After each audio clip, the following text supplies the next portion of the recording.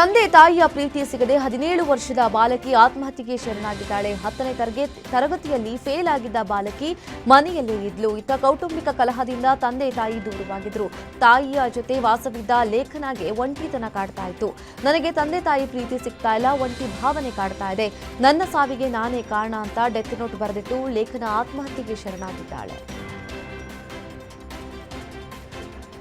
ಚಿಕ್ಕಮಗಳೂರಿನಲ್ಲಿ ವರದಕ್ಷಿಣೆಗಾಗಿ ಪತ್ನಿ ಮೇಲೆ ಪಾಪಿ ಪತಿ ಅಮಾನವೀಯ ರೀತಿಯಾಗಿ ಹಲ್ಲೆ ನಡೆಸಿದ್ದಾನೆ. ಪತ್ನಿಯನ್ನ ವಿವಸ್ತ್ರಗೊಳಿಸಿ ಮನಸೋ ಇಚ್ಛೆ ಪಾಪಿ ಗಂಡ ಹಲ್ಲೆ ಮಾಡಿದ್ದಾನೆ. ತರೀಕೆರೆ ತಾಲೂಕಿನ ನಂದಿಹೊಸಳ್ಳಿ ಗ್ರಾಮದಲ್ಲಿ ಘಟನೆ ನಡೆದಿದ್ದು, ಪತ್ನಿಯ ಇಡೀ ದೇಹ ಕಪ್ಪು ಬಣ್ಣಕ್ಕೆ ತಿರುಗುವಂತೆ ಥಳಿಸಿದ್ದಾನೆ. ಪ್ರೀತಿಸಿ ಮದುವೆಯಾಗಿ 2 ಮಕ್ಕಳಾದ ಬಳಿಕ ಹಣಕ್ಕಾಗಿ ಪತ್ನಿ ತಾರಾಗೆ ಪಾಪಿ ಗಂಡ ತಿಮ್ಮಪ್ಪ ನರಕ ದರ್ಶನ ತೋರಿಸಿದ್ದಾನೆ.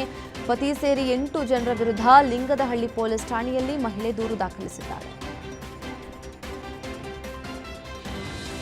ಬೆಳಗಾವಿ ಜಿಲ್ಲೆ ರಾಯಬಾಗ ತಾಲೂಕಿನ ಕುಡಚಿ ಪಟ್ಟಣದಲ್ಲಿ ಜಮೀನು ವಿವಾದ ಪ್ರತಿಭಟನೆಗೆ ತಿರುಗಿದೆ. ರಿಜಿಸ್ಟರ್ ನಂಬರ್ 314/6 ಜಮೀನು 4 ಕುಟುಂಬಕ್ಕೆ ಸಂಬಂಧಿಸಿದ್ದು, ಆದರೆ ಎಲ್ಲರಿಗೂ ಸಿಗಬೇಕಾದ ಮೂಲ ಜಮೀನು ಕೇವಲ ಶದಾತ್ ಜಿನ್ನಾ ಬಡೆ ಕುಟುಂಬದವರಿಗೆ ಮಾತ್ರ ಸಿಕ್ಕಿದೆ. ಇದನ್ನ ಬೇಕಂತಲೇ ಚಿಕ್ಕೋಡಿ ಉಪವಿಭಾಗಾಧಿಕಾರಿ ಸುಭಾಷ್ ಸಂಪಂಗಾವಿ ನಮ್ಮ ವಿರುದ್ಧ ಆದೇಶ ಮಾಡಿದ್ದಾರೆ. ಅದು ತಪ್ಪು ಅಂತ ಆರೋಪಿಸಿ ಎಸಿ ಕಚೇರಿ ಎದುರು ಮಮ್ಮ ಬಂದಿಸಾಕ ಪಿರಾಜಾದೆ ಕುಟುಂಬಸ್ಥರು ಪ್ರತಿಭಟನೆ ನಡೆಸಿ ಆಕ್ರೋಶ ವ್ಯಕ್ತಪಡಿಸಿದ್ದಾರೆ. ಇದನ್ನು ಸರಿ ಮಾಡುವಂತೆ ಕಳೆದ 5 ತಿಂಗಳಿನಿಂದ ಅಲಿಯುತ್ತಿದ್ದೇವೆ, ಆದರೆ ನಮಗೆ ನ್ಯಾಯ ಸಿಗ್ತಾ ಇಲ್ಲ. ನಮಗೆ ನ್ಯಾಯ ಸಿಗುವವರೆಗೂ ನಾವು ಈ ಕಚೇರಿ ಎದುರು ಪ್ರತಿಭಟನೆ ನಡೆಸ್ತೀವಿ ಅಂತ ಪಟ್ಟು ಹಿಡಿದಿದ್ದಾರೆ.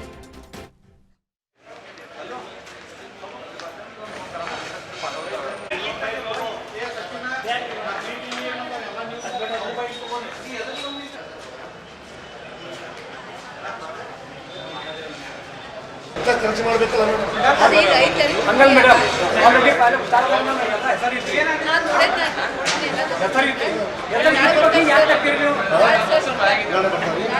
ಎಸಿ ಆಫೀಸಲ್ಲಿ ನನಗೆ ಅನ್ಯಾಯ ಆಗಿದೆ.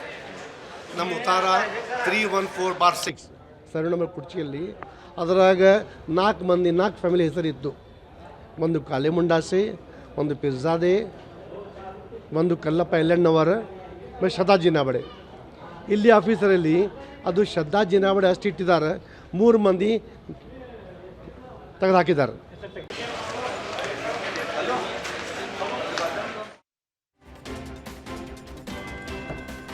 ಇತಿಹಾಸದ ಪುಟ ಸೇರಿದ ದಲಿತ ಸಮುದಾಯದ ಜನರ ಶೌರ್ಯ, ತ್ಯಾಗ, ಬಲಿದಾನದ ಪ್ರತೀಕವಾದ ಭೀಮಾ ಕೊರೆಂಗಾವ್ ಯುದ್ಧ ದಿನಾಚರಣೆಯನ್ನ ದೇವನಹಳ್ಳಿಯಲ್ಲಿ ಅರ್ಥಪೂರ್ಣವಾಗಿ ಆಚರಿಸಲಾಯಿತು. ಕಾರ್ಯಕ್ರಮದಲ್ಲಿ ವಿಜಯೋತ್ಸವದ ಭಾವಚಿತ್ರಕ್ಕೆ ಹೂವಿನ ಅಲಂಕಾರ ಮಾಡಿ ಸಿಹಿ ಹಂಚಿ ಸಂಭ್ರಮಿಸಲಾಯಿತು. ಇನ್ನು ಕಾರ್ಯಕ್ರಮದಲ್ಲಿ ದೇವನಹಳ್ಳಿ ಗ್ರೇಡ್ 2 ತಹಶೀಲ್ದಾರ್ ಜಯಕುಮಾರ್ ಮತ್ತು ತಾಲೂಕಿನ ಎಲ್ಲಾ ದಲಿತ ಸಮುದಾಯದ ನಾಯಕರು, ಸಾರ್ವಜನಿಕರು ಭಾಗಿಯಾಗಿದ್ದರು.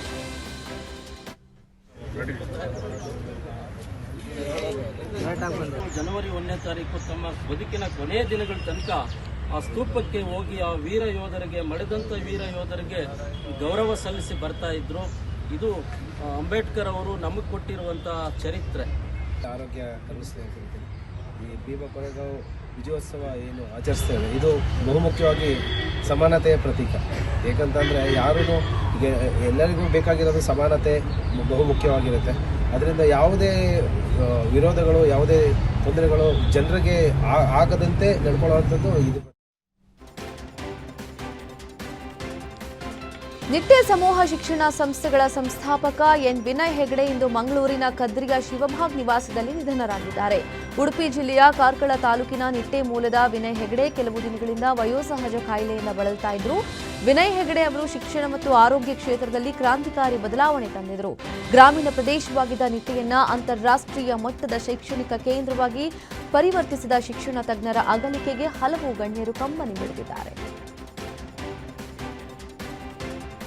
ಚಿಕ್ಕಮಗಳೂರು ನೂತನ ಎಸ್ಪಿಯಾಗಿ ಜಿತೇಂದ್ರ ಕುಮಾರ್ ದಯಾಮ ಅಧಿಕಾರ ಸ್ವೀಕರಿಸಿದ್ದಾರೆ. ಧರ್ಮಸ್ಥಳದ ಬುರುಡೆ ಪ್ರಕರಣದ ತನಿಖಾಧಿಕಾರಿಯಾಗಿ ಹಾಗೂ ಎಎನ್ಎಫ್ ಎಸ್ಪಿಯಾಗಿಯೂ ಜಿತೇಂದ್ರ ಕುಮಾರ್ ದಯಾಮ ಕರ್ತವ್ಯ ನಿರ್ವಹಿಸಿದರು. ವಿಕ್ರಮ್ ಅಮಟೆ ವರ್ಗಾವಣೆ ಹಿನ್ನೆಲೆಯಲ್ಲಿ ತೆರವಾದ ಸ್ಥಾನಕ್ಕೆ ಜಿತೇಂದ್ರ ಕುಮಾರ್ ದಯಾಮ ಅವರನ್ನು ನೇಮಕ ಮಾಡಿ ರಾಜ್ಯ ಸರ್ಕಾರ ಆದೇಶಿಸಿದೆ.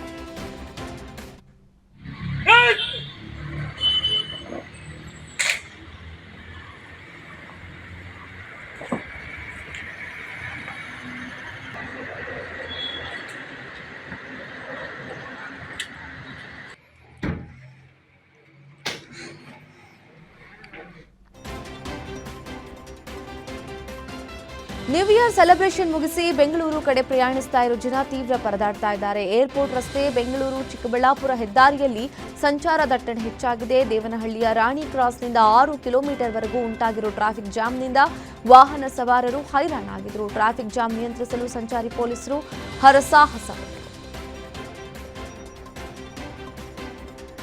ಕೇರಳ ಸಿಎಂ ಪಿಣರಾಯಿ ವಿಜಯನ್ ಅವರೇ ಮಂಡ್ಯ ಜಿಲ್ಲೆ ಹಾಗೂ ರಾಜ್ಯದಲ್ಲಿ ಸಾಕಷ್ಟು ಬಡವರಿದ್ದಾರೆ. ದಯವಿಟ್ಟು ನೀವು ಒಂದು ಟ್ವೀಟ್ ಮಾಡಿಬಿಡಿ. ನೀವು ಟ್ವೀಟ್ ಮಾಡಿದ್ರೆ ನಮ್ಮ ಸಿಎಂ ಸಿದ್ದರಾಮಯ್ಯ, ಡಿಸಿಎಂ ಡಿಕೆ ಶಿವಕುಮಾರ್ ಮನೆ ಕೊಡ್ತಾರೆ ಅಂತ ಮಂಡ್ಯದಲ್ಲಿ ಬಿಜೆಪಿ ಕಾರ್ಯಕರ್ತರು ಕೇರಳ ಸಿಎಂ ಪಿಣರಾಯಿ ವಿಜಯನ್ಗೆ ಪತ್ರ ಬರೆದು ವಿಭಿನ್ನವಾಗಿ ಪ್ರತಿಭಟನೆ ನಡೆಸಿದರು. ಕೇರಳ ಸಿಎಂ ಎಕ್ಸ್ ಸಂದೇಶದ ಬೆನ್ನಲ್ಲೇ ಬೆಂಗಳೂರಿನ ಕೋಗಿಲು ಬಡಾವಣೆಯಲ್ಲಿ ವಾಸವಿದ್ದ ಅಕ್ರಮ ವಲಸಿಗರಿಗೆ ಮನೆ ನೀಡಲು ಸರ್ಕಾರ ಮುಂದಾದ ಬೆನ್ನಲ್ಲೇ ಮಂಡ್ಯದ ಬಿಜೆಪಿ ಕಾರ್ಯಕರ್ತರು ವಿಭಿನ್ನವಾಗಿ ಪ್ರತಿಭಟನೆ ಮಾಡಿದ್ದಾರೆ. ಹೊಸ ವರ್ಷದ ಪ್ರಯುಕ್ತ ಶ್ರೀ ಕ್ಷೇತ್ರ ಧರ್ಮಸ್ಥಳ ಹೂವಿನ ಅಲಂಕಾರದಿಂದ ಸಿಂಗಾರ ಮಾಡಲಾಗಿತ್ತು. ವಿವಿಧ ಬಗೆಯ ಹೂವಿನಿಂದ ಮಂಜುನಾಥನ ಸನ್ನಿಧಿ ಅಲಂಕೃತಗೊಂಡು ಸ್ವರ್ಗ ಲೋಕದಂತಿದೆ. ಬೆಂಗಳೂರಿನ ಗೋಪಾಲರಾವ್ ಆನಂದರಾವ್ ಬಳಗದಿಂದ ಈ ಅಲಂಕಾರ ಸೇವೆ ನೆರವೇರಿದ್ದು, ಕಳೆದ 4 ದಿನಗಳಿಂದ 150 ಸ್ವಯಂ ಸೇವಕರು ಈ ಅಲಂಕಾರ ಸೇವೆಯಲ್ಲಿ ಭಾಗಿಯಾಗಿದ್ದರು. ದೇವಸ್ಥಾನದ ಒಳಾಂಗಣ, ಹೊರಾಂಗಣ, ಹೆಗಡೆ ಅವರ ನಿವಾಸ ಹಾಗೂ ಕಟ್ಟಡಗಳನ್ನು ಅಲಂಕಾರ ಮಾಡಲಾಗಿದ್ದು ಭಕ್ತರ ಕಣ್ಮನ ಸೆಳೀತಾ ಇದೆ.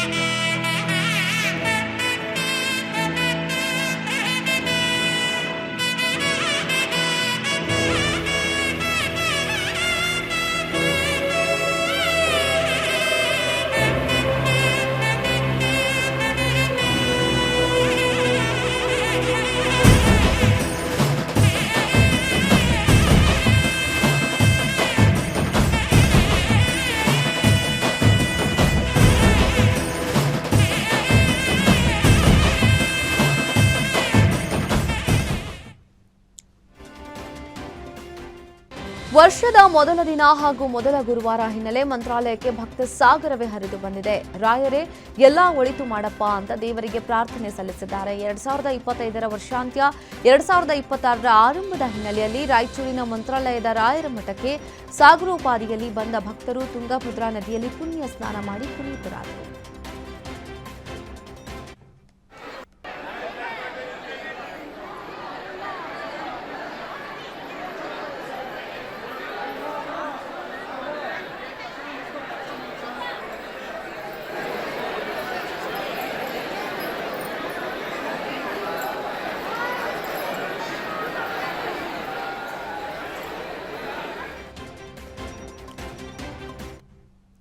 ಇದಾಗಿತ್ತು ಇವತ್ತಿನ ರಾಜ್ಯದ 30 ಜಿಲ್ಲೆಯ 30 ಸುದ್ದಿ. ನೋಡ್ತಾ ಇರಿ ಗ್ಯಾರಂಟಿ ನ್ಯೂಸ್, ಸುದ್ದಿ ಖಚಿತ, ನ್ಯಾಯ ನಿಶ್ಚಿತ.